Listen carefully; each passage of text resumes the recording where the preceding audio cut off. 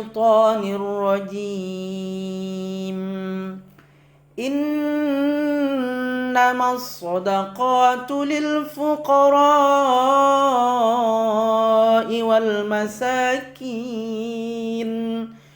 والعاملين عليها والمؤلفة قلوبهم وفي الرقاب والغارمين وفي سبيل الله وابن السبيل فريضة من الله والله عليم حكيم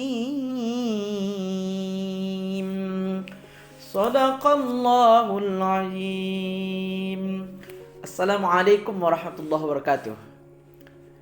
Apa kabar anak-anak Ustadz semuanya?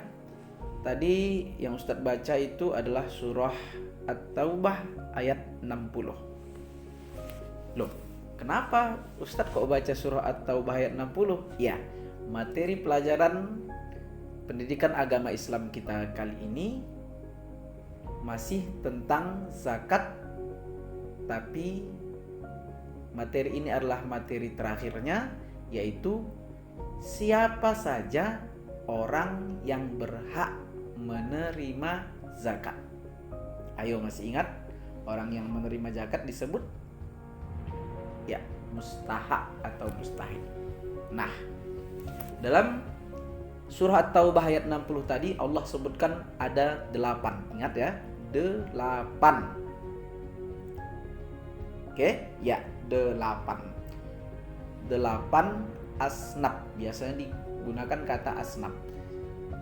8 asnaf berarti ada 8 golongan yang berhak mendapatkan zakat. Oke, baik, kita akan lihat satu persatu. Innamas shadaqatu lil fuqara. Yang pertama, orang yang paling berhak mendapatkan zakat itu adalah fuqara. Fuqara ini adalah orang yang sangat miskin. Pekerjaannya tidak jelas dan kemampuan serta kekuatan fisiknya pun sudah melemah.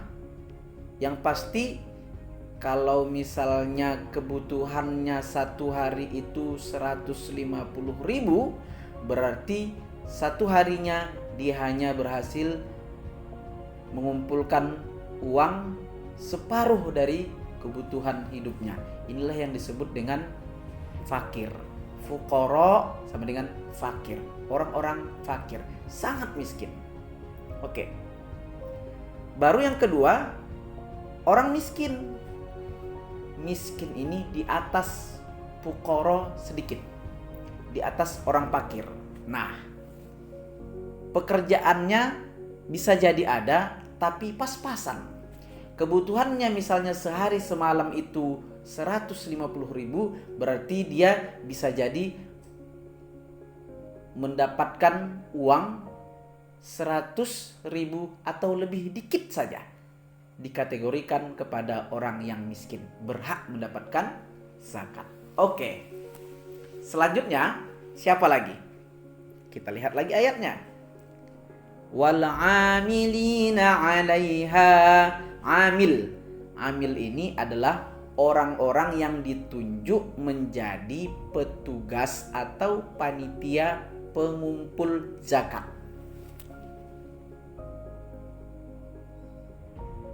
Sekali lagi, orangnya ditunjuk, bukan suka-suka hati. Jadi tidak bisa secara bebas. Orangnya harus resmi.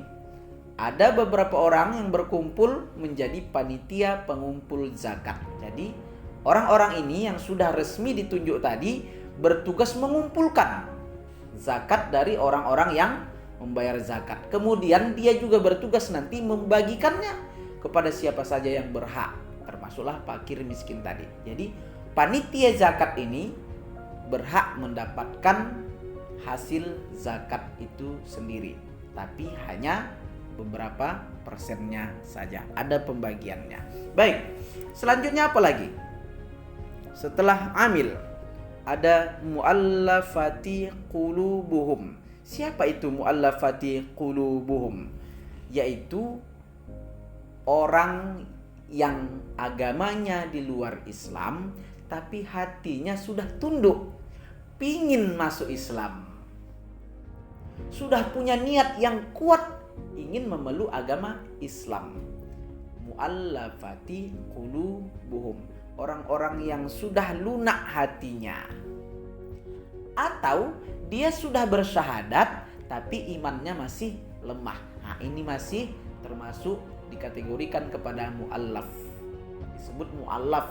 Nah, orang muallaf berhak mendapat zakat. Oke. Berikutnya siapa lagi? Kita lihat.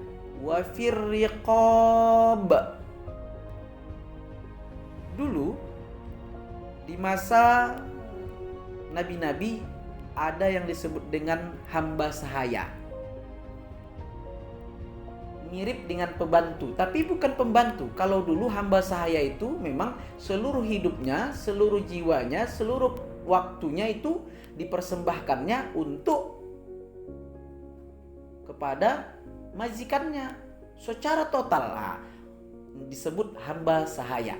Kalau ada hamba sahaya yang ingin merdeka dari tuannya, dia kan membutuhkan biaya, membutuhkan dana. Nah, berarti hamba sahaya ini boleh berhak mendapatkan zakat. Oke, baik. Selanjutnya apa lagi ya? Wal gharimin. Gharim itu orang berhutang. Tapi ingat, hutangnya bukan untuk maksiat kepada Allah. Contoh, kalah main judi, hutangnya sampai 500 juta, minta zakat nggak berhak. Hutangnya harus benar-benar untuk kebaikan keluarga. Misal, tiba-tiba keluarganya ada yang sakit, operasi 10 juta tidak terbayar. Nah, seperti ini berarti hutangnya bukan dalam kategori maksiat, berhak mendapatkan zakat. Selanjutnya kita lihat apa lagi? Wa fi sabilillah, dan untuk di jalan Allah. Kalau dulu ada peperangan untuk mempertahankan, memperjuangkan agama Allah. Kalau sekarang sudah tidak ada lagi. Tapi dikiaskanlah setiap urusan di jalan Allah boleh digunakan zakat, harta zakat tadi untuk menopang ataupun membantu pembiayaannya.